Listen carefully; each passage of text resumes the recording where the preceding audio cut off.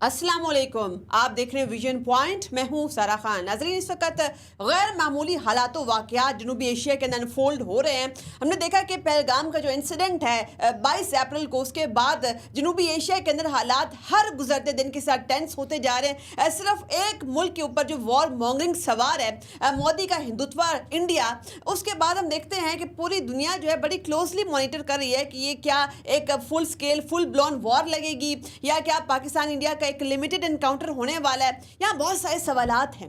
क्या इंडिया के अंदर जब भी इलेक्शंस होंगे ये वाला साइकिल रिपीट होगा? इस साइकिल की कीमत पाकिस्तानी अवाम क्यों भरे, क्यों फेस करें? और इसके साथ साथ भारत की अवाम की भी जानें दांव पे लगी हुई हैं। ये कब तक खित्ते की सिक्योरिटी के साथ इस किस्म का खिलवाड़ खेला जाएगा? पाकिस्तान की इंडिया पॉलिसी जो है वो किस तरीके से आप बदल सकती है या उसके कंट्रोल्स अब किस तरीके से वाजे हो सकते हैं, और आलमी बरादरी का रिस्पॉन्स रद्द अमल को कैसे हमारे माहिरीन ट्रांसलेट कर रहे हैं? ये तमाम चीज़ें रखेंगे। हमारे साथ मौजूद हैं हामिद रशीद साहब, अब आईआर एक्सपर्ट हैं। आपके वक्त का बहुत शुक्रिया। Thank you very much. अच्छा हामिद साहब, पहले हम देखते हैं कि पाकिस्तान की जो इंडिया पॉलिसी है उसमें एक तसलसल नज़र नहीं आता। जैसे कि कभी जो है बॉर्डर को सॉफ्ट करने की बातें होती हैं, कभी तिजारत को दोबारा स्टार्ट करने की बातें होती हैं, कभी कल्चरल एक्सचेंज की बातें होती हैं। तो क्या आप ये जो एपिसोडिक रवैया मोदी रिजीम का देख रहे हैं, इसके बाद हमारी पॉलिसी के अंदर कोई शिफ्ट आ सकता है? मैं आपको थोड़ा सा माजी में लेके जाना चाहूँगा। ये जो इंडिया पाकिस्तान का इस तरह का रवैया है, ये पाकिस्तान की क्रिएशन के साथ था, क्योंकि इंडियन जो लीडरशिप है और ख़ास करके उनकी आर्मी ने कभी भी पाकिस्तान को उस तरह कबूल नहीं किया। और अगर आप देखें कि पाकिस्तान बनने के फौरी बाद जूनागढ़ और हैदराबाद पे पाकिस्तान के क्लेम के ख़िलाफ़ जाते हुए उन्होंने उस पर कासपाना कब्ज़ा कर लिया और कश्मीर के अंदर अपनी फ़ौज उतार के मज़लूम कश्मीरियों के ऊपर जुल्म डालने शुरू कर दिए। पाकिस्तान ने उस वक्त भी कदम लिया और यही वजह है कि गाहे बेगाहे पाकिस्तान कोशिश करता रहा है कि इंडिया एक अच्छे नेबर के तौर पे पाकिस्तान से बर्ताव करे। जबकि इंडिया की अगर आप सूरत हाल देखें, इंडिया हमेशा से अपने नेबर के साथ ज़्यादती करता आया है, चाहे वो नेपाल हो, बांग्लादेश हो, चाइना हो या पाकिस्तान। उसके बॉर्डर डिस्प्यूट अपने तमाम नेबर्स के साथ है, जो ये जाहिर करता है कि इंडिया कभी भी अपने नेबर के साथ अच्छे पीसफुल तरीके से रहना नहीं चाहता। और ये जो अभी स्टैंड ऑफ है, ये पहला स्टैंड ऑफ नहीं है। पाकिस्तानियों ने और हमारे आबाओ अजदाद ने इससे पहले भी इंडिया की इस तरह के गासबाना स्टैंड ऑफ देखे हैं। और अगर आप थोड़ा पीछे जाएं, 2002 में भी एक स्टैंड ऑफ हुआ जो चलता रहा, जब जनरल मुशर्रफ ने उनको एक जंग के तौर की धमकी को देखते हुए कहा कि अगर आप आके कब्ज़ा करना चाहते हैं तो आप अपना शौक़ पूरा कर लें। और अभी भी मैं ये ज़रूर अपने आर्मी चीफ़ को सलूट पेश करना चाहूँगा कि उन्होंने बड़े तहम्मुल के साथ और बहादुरी के साथ इंडिया की इस गीदड़ भभकी को ना सिर्फ जवाब दिया है और ये कहा है, पाकिस्तानी लीडरशिप का ये कहना कि पानी का रोकना एक एक्ट ऑफ वार होगा, इंडिया के लिए आंखें खोलने के मुतरादिफ है। अच्छा हामिद साहब, जैसे आपने खुद एक्सप्लेन किया कि इंडिया से उसका कोई भी हमसाया मुल्क रीजन के अंदर खुश नहीं है, वो इंडिया की इस तरीके से ट्रांसग्रेशनल टैक्टिक्स का शिकार रहा है। इस तनाजुर के अंदर इंडिया का जो हमेशा से क्लेम था कि वो ग्लोबल साउथ को रिप्रेजेंट करता है या उसकी लीडरशिप क्लेम करता है, सिक्योरिटी काउंसिल के अंदर अपने लिए ख़ास पोजीशन क्लेम करता है, इसको तो फिर बहुत बड़ा सेटबैक उसको रीजन से ही लग गया। फिर देखिए, इंडिया की जो सोच है वो एक हिंदुत्व माइंडसेट है, जिसमें वो समझते हैं कि उनका मुल्क सिर्फ हिंदुओं के लिए है, ना कि सिखों के लिए, क्रिश्चियन के लिए और मुसलमानों के लिए। उन्होंने अपने मुल्क के अंदर ज़िंदगी अजीरन बना दी है और उनके ऊपर दिन पे दिन मुजालिम बढ़ाए जा रहे हैं। और कश्मीर की अगर आप मिसाल ले लें तो इंडिया जो है उसके आप ये कह सकते हैं दो रुख है। एक रुख जो अपने मुल्क के अंदर अपनी आबादी के ऊपर मुजालिम ढा रहा है, वो चाहता है कि सिर्फ वहाँ पे हिंदू तरक्की करें और बाकी जितने भी दूसरे मज़ाहिब हैं उनको ख़त्म कर दिया जाए। और एक रुख वो दुनिया को दिखाता है जिसमें बॉलीवुड और बाकी है, जिसमें सब झूठ है। और इंडिया को फ़ायदा क्या है ग्लोबली या कह लें या आप, क्योंकि चाइना के ख़िलाफ़ काउंटर वेट के तौर पे उसको अमेरिका और यूरोप तैयार कर रहा है, जिसकी वजह से वो उसकी इस तरह की जितनी भी ह्यूमन राइट वायलेशन है उसको ना इग्नोर कर देता है। और अगर आप इसको देखें, फाइव आइज़ ने भी साबित किया कि इंडिया, कनाडा, अमेरिका, पाकिस्तान और इवन लंदन में टारगेट किलिंग में इन्वॉल्व रहा है और ये स्टेट स्पॉन्सर टेररिज्म था। इवन पाकिस्तान में अगर देखें, जो BLA है और जो TTP है उसको इंडिया सपोर्ट करता रहा है माली तौर पे और हथियारों के साथ भी। तो ये सब सबूत पेश किए हैं। और अभी रिसेंटली अगर आपने DGSPR की प्रेस कॉन्फ्रेंस देखी हो, जिसमें सबूतों के साथ पेश किया गया है कि उनकी फ़ौज कैसे मजीद को सपोर्ट कर रही थी हथियारों के साथ, बमों के साथ, कि इनोसेंट पाकिस्तानियों को टारगेट किया जाए और उनको जानी नुकसान किया जाए। अच्छा हामिद साहब, अभी आपने एक सवाल उठाया खुद ही कि इंडिया को क्या फ़ायदा है, तो आपने वो एक्सप्लेन किया कैसे उसको यूएस प्रॉप कर रहा है against China as a counter wait.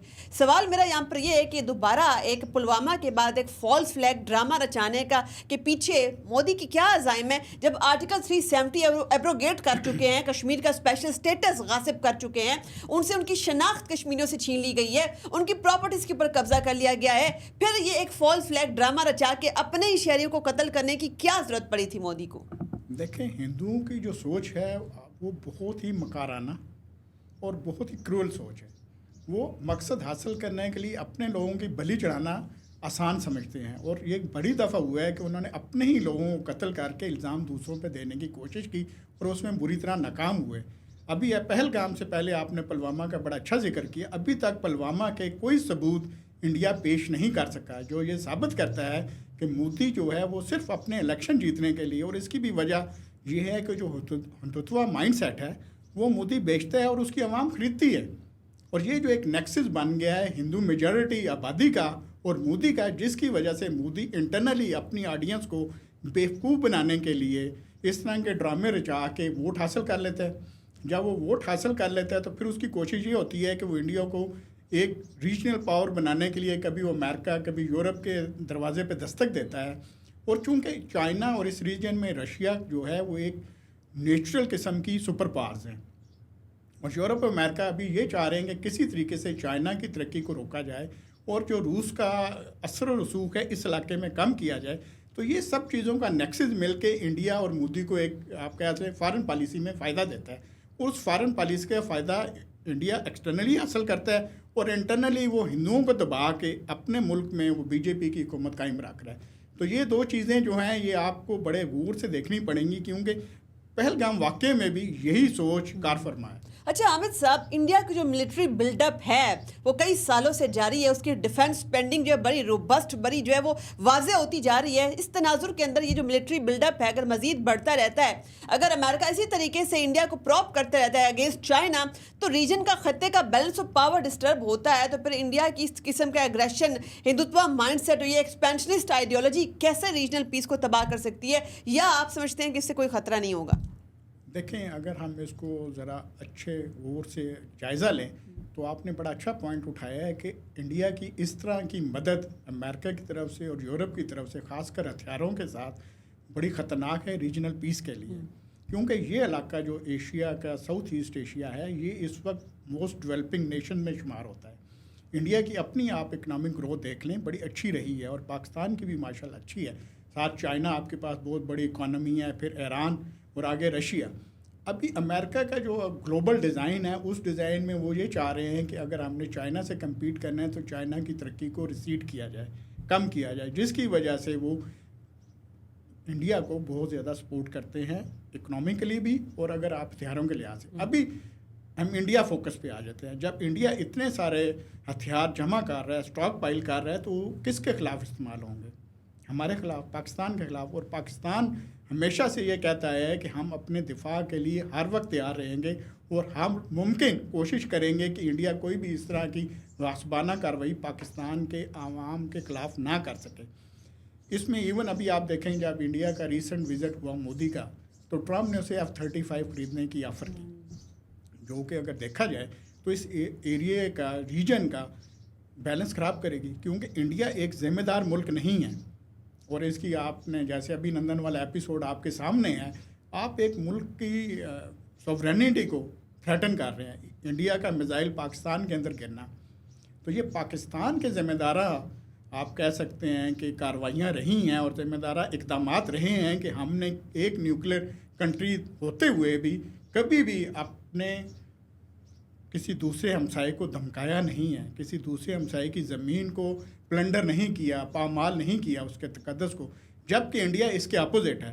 तो उस कॉन्टेक्स्ट के अंदर आपने बहुत अच्छा सवाल ये उठाया है कि रीजनल पीस को तबाह कर रहे हैं अमेरिका और यूरोप। अगर वो कोई भी टेक्नोलॉजी इंडिया को देते हैं वो कभी भी पुरअमन मकासद के लिए इस्तेमाल नहीं की जाए। नहीं हो सकती। हामिद साहब, यहाँ पर सवाल एक मेरा ये भी है कि ये एक पैटर्न हमने देखना शुरू कर दिया है कि इंडिया के नए इलेक्शंस होते हैं, कोई उनकी बड़ी सियासी एक्टिविटी होने वाली होती है। अभी जैसे कि आरएसएस के 100 ईयर्स मुनक्किद होने वाले हैं, उसकी तकरीबात होंगी, उस पर भी उन्होंने कुछ दिखाना है, कुछ बेचना है। पाकिस्तान ही उनको कुर्बानी का बकरा नजर आया है। तो ये एक पैटर्न बन गया है। कब तक ये पैटर्न चलता रहेगा कि इंडिया उठकर जो है एक जानिब से दोबारा से पाकिस्तान के हवाले से ब्रिंकमैनशिप और वॉर हिस्टीरिया एकदम से जो है जगाता है, फिर पाकिस्तान के ऊपर हमलावर होने की बातें करता है, एटमी हथियारों की बातें होती हैं, फिर दोबारा वहाँ पर जब सियासी मामला जो है वो दब जाता है, फिर जो है काम डाउन सिचुएशन हो जाती है।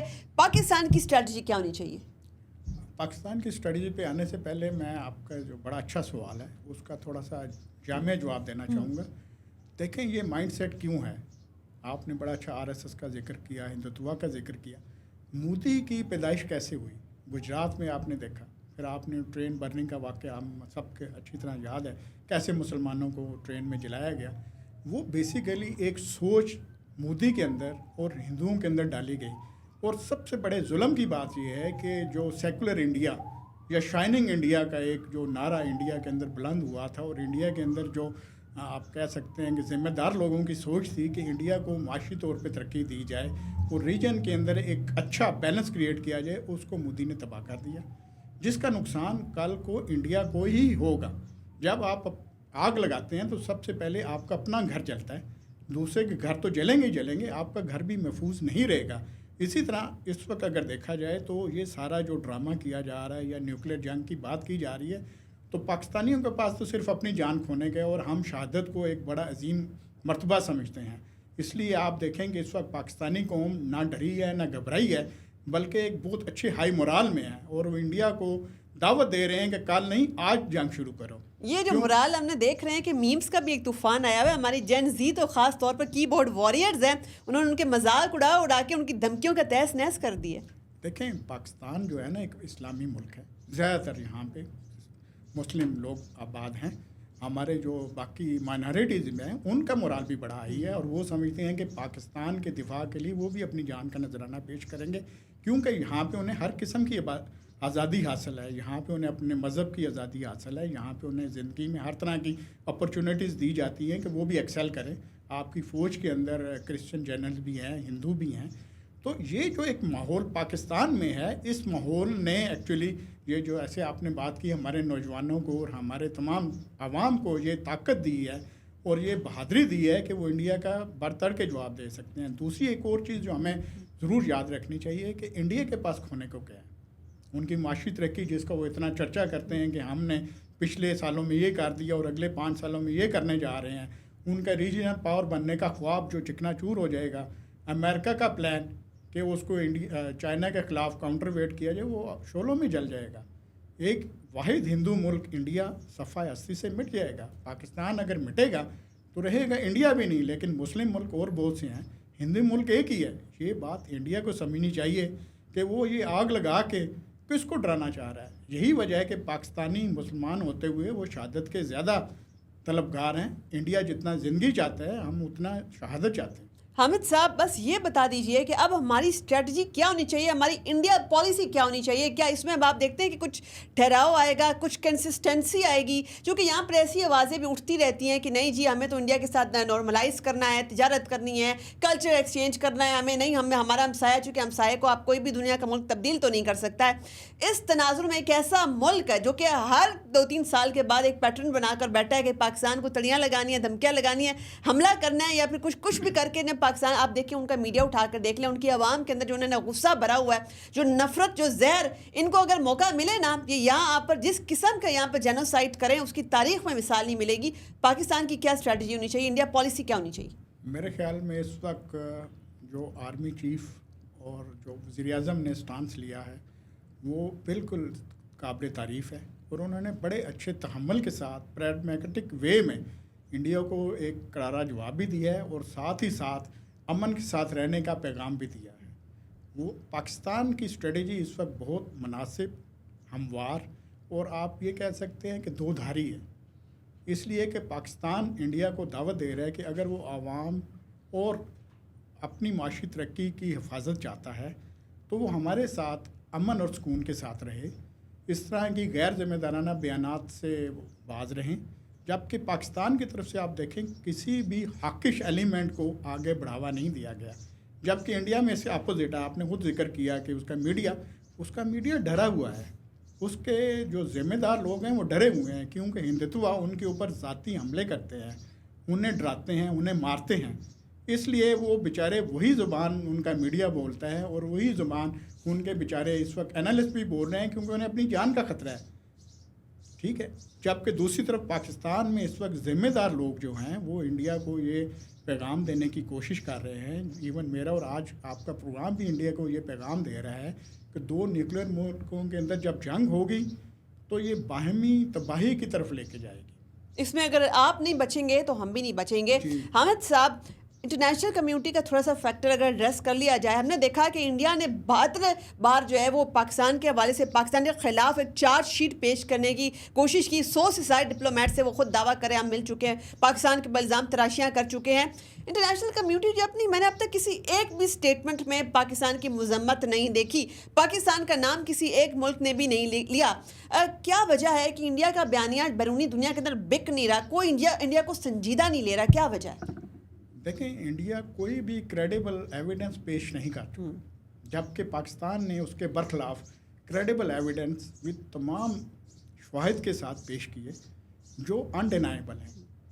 इंडिया जो है वो ठीक है, डार्लिंग है अमेरिका का या यूरोप का, बट इंटरनेशनल कम्युनिटी भी ये समझती है कि दो न्यूक्लियर मुल्क के खिलाफ जंग किसी के फ़ायदे में नहीं है। और ये जंग क्या सिर्फ साउथ ईस्ट एशिया को तबाह करेगी, क्या सिर्फ पाकिस्तान और इंडिया को तबाह करेगी, ये आधी आबादी जो है ग्लोबल उसको अफेक्ट करेगी। जो आपका एटमी बादल है वो कुछ जो है शवाहिद के मुताबिक ये ऑस्ट्रेलिया तक को इफ़ेक्ट करेगा। तो देखें, इतने बड़े साथ आपके ईरान एक बहुत बड़ी इकॉनमी है, देन चाइना है, और आपके चाइना ने तो ओपनली ये कह दिया है कि इस एरिया के अंदर किसी तरह की भी टेंशन काबिल कबूल नहीं है। तो इन तमाम, दूसरी बात ये है, देखें जो इंटरनेशनल कम्युनिटी है वो 5 आइज़ की रिपोर्ट को भी जानती है, वो इंडिया के किरदार को भी जानती है, वो कनाडा के अंदर जो इंडिया ने किया और वो सिखों के ख़िलाफ़ और कश्मीरियों के ख़िलाफ़ जो कर रहा है, इंटरनेशनल कम्युनिटी ब्लाइंड आई ज़रूर रखे हुए है, बट इसके साथ उन्हें इस चीज़ का एहसास ज़रूर है कि ट्रांग्रेसर के तौर पे और गासबाना हरकतों के तौर पे इंडिया को ब्लेम किया जाना चाहिए। इंडिया को तो शुक्र अदा करना चाहिए कि इंटरनेशनल कम्युनिटी उसे एक म्यूट रिस्पांस दे रही है, जबकि अगर हकीकत देखी जाए तो इंटरनेशनल कम्युनिटी को इंडिया को कंडेम करना चाहिए और इंडिया को बताना चाहिए कि एक अच्छे नेबर के तौर पे और एक न्यूक्लियर मुल्क के तौर पे उसे एक जिम्मेदाराना रवैया दिखाना चाहिए, जो वो दिखाने में नाकाम रहा है। क्विक अगर ये बता दीजिए कि फिर मोदी को फेस सेविंग कैसे मिलेगी, चूँकि इस वक्त वो एक कमिटमेंट ट्रैप के अंदर फंसा हुआ है, उसने अवाम को बहुत ज़्यादा चार्जअप कर दिया है, तो यहाँ से इस साइकिल से वो कैसे निकलेगा? पाकिस्तान पर हमला करने के अलावा वो क्या करेगा फिर? देखें, इसमें मीडिया ने मोदी को आज तक एक्सपोज नहीं किया, जिसकी वजह से मोदी ने अपने ऊपर वो जो एक मकाराना पर्दा चढ़ाया हुआ है वो अवाम के सामने, उनकी अवाम के सामने अभी तक है। वो कुछ हद तक मैं ये कहूँगा कि इंटरनेशनल कम्युनिटी का भी इसमें एक हिस्सा रहा है मोदी को फेस सेविंग देने में, क्योंकि मोदी को इस्तेमाल, चाइना के ख़िलाफ़ इस्तेमाल करने के लिए वो मोदी की हर जायज़ नाजायज़ बात को मानते रहे हैं, या कुछ हद तक आप ये कह लें सुनते रहे हैं। अभी अगर आप थोड़ा सा पहले चले जाएं, पहलगाम से पुलवामा वाक़या हुआ, अभिनंदन का एपिसोड हुआ, बजाय इसके कि इंडियन की इंटरनल कम्युनिटी उससे सवाल पूछती कि आप एक ज़िम्मेदार मुल्क होते, एक दूसरे मुल्क जो एक न्यूक्लियर कंट्री है, जो आपको अच्छा जवाब देने के काबिल है, आप इस तरह की गैर जिम्मेदार हरकत कैसे कर सकते हैं? और इस दफ़ा भी आप देखिएगा, क्योंकि जो हिंदुत्व माइंडसेट है वो यही है कि हिंदू जो हैं उनकी हुकूमत रहनी चाहिए, हिंदुओं को सिर्फ इंडिया में रहने का हक़ है। तो उसमें भी फिर यही होगा, एक तो इंडिया के अंदर वो एंटी पाकिस्तान रिटोरिक के थ्रू अपने इलेक्शन जीत जाएगा, और फिर इस तरह का एक भोंडा ढकोसला करके तो आप ये कह सकते हैं कि वो अपनी फेस सेविंग, या दूसरे लफ्ज़ों में आप ये कहते हैं कि इंडियन आबादी को फिर बेवकूफ़ बना लेगा। इसी के ऊपर आज की नशिस्त कंक्लूड करते हैं। मोदी को जिस तरीके से आपने एक्सपोज किया, हिंदुत्व को जैसे डिस्कस किया, हमारी ऑडियंस से उम्मीद करते हैं उन्होंने बहुत कुछ सीखा होगा। आपके वक्त का बहुत शुक्रिया। किसी भी मुल्क के लिए जंग का आगाज करना बहुत आसान होता है, मगर जंग का अख्ताम करना किसी भी एक्टर के हाथ में नहीं होता, इवन इंटरनेशनल कम्युनिटी के हाथ में नहीं होता। एक मिसाल हमारे सामने Russia Ukraine theatre of war की है। यहाँ पर एक उम्मीद की जा रही थी, एक तासुर ये जा रहा था कि जिस तरह 20 दिन के अंदर अंदर जो है टैक्टिकल गेन्स हासिल कर लिए जाएंगे, मगर वो जंग जो है वो कई सालों के ऊपर वही और अभी भी इसका कुछ ना कुछ एंड कुछ फैसला कुन मरहला नजर नहीं आ रहा। अगर जनूबी एशिया के अंदर एक जंग छिड़ती है, पूरा खित्ता इससे मुतासर होगा, पूरी दुनिया की तरफ इसके रिपल इफेक्ट जाएंगे। तो अगर हिंदुत्व जिंगोइज्म वो सिर्फ पाकिस्तान के लिए खतरा नहीं है, वो पूरी दुनिया के लिए इस वक्त खतरा है। जिस तरीके से सैनियत ने पूरे मिडल ईस्ट की बर्बादी का शाखसाना पेश हुआ, उसी तरीके से इस वक्त हिंदुत्व जो है वो पूरे रीजन की तबाही का बाइस बन सकता है। इसलिए टाइम पर जो है वो मोदी की ब्रिंकमैनशिप को पूरी दुनिया को चेकमेट करना चाहिए। अपनी मेजबान सरा खान को दीजिए इजाजत। अल्लाह हाफिज।